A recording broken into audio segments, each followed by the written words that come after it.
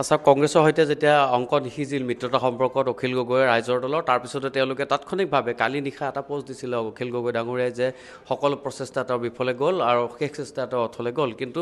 আজি এই মুহূৰ্তত যিহেতু তেওঁলোকৰ কোৰ কমিটিৰ বৈঠক চলি আছে আৰু এই মুহূৰ্তত কোৰ কমিটিৰ বৈঠকত তেওঁলোকে মিত্ৰতা সম্পৰ্কত কংগ্ৰেছে যিহেতু তেওঁলোকক আসন এৰি নিদিয়ে বুলি ইতিমধ্যেই স্পষ্ট কৰিলে আৰু তেওঁলোকক কালি যিখন বিৰোধী ঐক্যৰ সভা আছিল তাত যিহেতু তেওঁলোকক এলাগি কৰি ৰাখিলে তেওঁলোকক আমন্ত্ৰণ নজনালে বহুবাৰ চেষ্টা চলাইছিল অখিল গগৈয়ে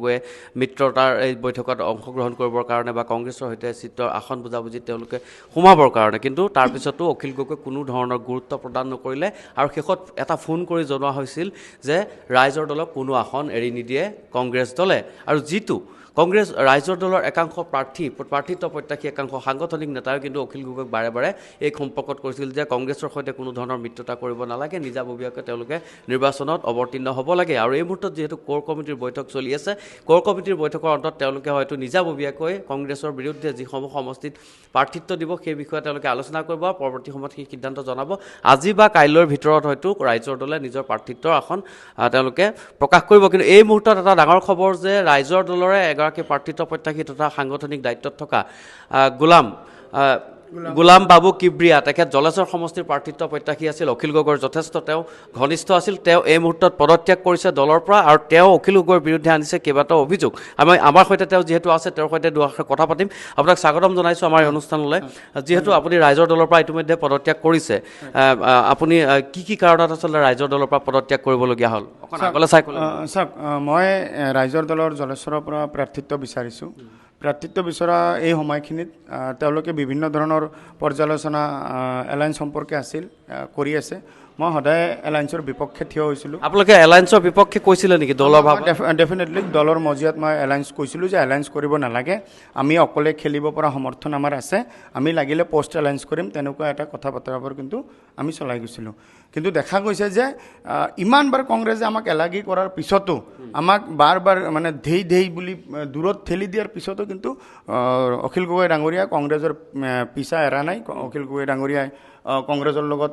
মিত্ৰতা কৰিম বুলি যুঁজি আছে বা তেওঁ বাৰেপতি কংগ্ৰেছক তেওঁ এপ্ৰ'চ কৰিছে কিন্তু কংগ্ৰেছে তেওঁ কোনো ধৰণৰ গুৰুত্বই দিয়া নাছিল নিজৰ আত্মসন্মান বোলা বস্তু এটা থাকেতো এই আত্মসন্মানখিনি মই বজাই ৰাখিবৰ কাৰণে মই ৰাইজৰ দলৰ পৰা পদত্যাগ কৰিছোঁ আৰু মই দেখিছোঁ অখিল গগৈ ডাঙৰীয়াই জাতীয় সত্তা জাতীয় চেতনা মানুহ এজনে যেতিয়া ব্ৰিটিছ যোৱাৰ আগত নিজকে আত্মসমৰ্পণ কৰে সেই কাৰ্যটোকো কিন্তু মই ব্যথিত হৈছে মই দুখ পাইছোঁ যে জাতীয় চেতনা থকা মানে সাংগঠনিকভাৱে ইমান তেওঁ প্ৰবল বলিষ্ঠ কণ্ঠ এক প্ৰকাৰ তেওঁ কংগ্ৰেছৰ ওচৰত আত্মসমৰ্পণ কৰিছে ডেফিনেটলি তথাপি ব্ৰিটিছ যোৱাৰ আগত আত্মসমৰ্পণ কৰা কাৰ্যক কিন্তু মই দুখ পাইছোঁ এটা শব্দ কৈছে তেওঁ ব্ৰিটিছৰ জোঁৱাইৰ ওচৰত অৰ্থাৎ কংগ্ৰেছ দলৰ সভাপতি প্ৰদেশ কংগ্ৰেছৰ সভাপতি গৌৰৱ গগৈৰ ওচৰত আত্মসমৰ্পণ কৰিছে আৰু তেওঁ এটা অভিধা দিছে যে ব্ৰিটিছ জোঁৱাইৰ ওচৰত আত্মসমৰ্পণ কৰিছে বুলি অখিল গগৈয়ে কৈছে আৰু এয়া আছিল ৰাইজৰ দলৰ এগৰাকী সাংগঠনিক কৰ্মকৰ্তা তেওঁ যথেষ্ট সক্ৰিয়ভাৱে তেওঁ জলেশ্বৰ সমষ্টিত লাগি আছিল আৰু আজি তেওঁ কেইবাটাও অভিযোগ উত্থাপন কৰিছে যে এলায়েন্সটোক লৈ আচলতে অখিল গগৈয়ে দলৰ মজিয়াতো কিছু বিৰোধৰ সমালোচনা হৈছিল ডেফিনেটলি আমাৰ দলৰ ভিতৰতো বহুত মানুহ আছিলে বহুত প্ৰাৰ্থিত্ব প্ৰত্যাশী আছিল তেওঁলোকে কৈছিলে আমি অকলে খেলিব লাগে তেতিয়া তেওঁ কি কৈছিলে কিন্তু নাজানো তেওঁ সদায় বিচাৰিছে কৈছে যে এলায়েন্সটো কৰিব লাগিব নহয় এলায়েন্সটো কৰিব লাগিব কিয় কৰিব লাগিব সেই কথাটো কিন্তু আমি যেতিয়া প্ৰশ্ন কৰোঁ যে কিয় ইমান এলায়েন্স বুলি আমি পষ্ট এলায়েন্স কৰিব পাৰোঁ আমি খেলি আহোঁ আমি জিকি আহোঁ আমি এই কথাটো কৈছিলোঁ মই যে যিকেইটা ছেটত আমাৰ বলিষ্ঠ মানে কেণ্ডিডেট আছে সবল স্থিতি থকা কেণ্ডিডেট আমি সেইকেইটাত খেলোঁ আমি কোৱা নাই আমি গোটেই অসমত খেলিম আমি 15টাত আছোঁ 20টাত 22টাত আছোঁ আমি 20টাত 22টাতে খেলোঁ 20-22টাতো খেলিলে আমি 15টা ছিট জিকি আহিলোঁ হয় আমি পষ্ট এলায়েন্স কৰাৰ সুবিধা আমাৰ তাত থাকে কিন্তু এনেকুৱা লাগে নেকি তেওঁ কংগ্ৰেছলৈ বাৰেপতি তেওঁ চেষ্টা চলাই আছে কংগ্ৰেছৰ এলায়েন্স কৰিবৰ কাৰণে মিত্ৰতা কৰিবলৈ ৰাইজৰ দলৰ মজিয়াটো তেওঁক বিৰোধ কৰিছে আপোনালোকৰ দৰে নেতা কৰ্মীয়ে তাৰপিছত কি কাৰণত আচলতে কি অজ্ঞাত কাৰণত শেষততো আপোনালোকৰ এলায়েন্সো নহ'লগৈ তাকে আমাৰ এই গোটেইখিনি লোকচান কাৰ হ'ল এতিয়া ৰাইজৰ দলৰ হ'ল ইমান ডাঙৰ এটা লোকচানৰ সন্মুখীন হ'ল তেখেতে যদি আগৰে পৰা এটা সবল স্থিতি ৰাখিলেহেঁতেন যে এলায়েন্স হ'লে হ'ল নহ'লে নাই আমি কেণ্ডিডেট খেলিম ইমানটা ছিটত আমি খেলিম এলায়েন্স কৰিলে নকৰিলে তেনেকুৱা স্থিতিত থাকিলে কিন্তু আজি মই ভাবোঁ কি আজি মোৰ নিচিনা মানুহে ৰাইজৰ দল ত্যাগ নকৰিলে আৰু বহুত প্ৰাৰ্থিত্ব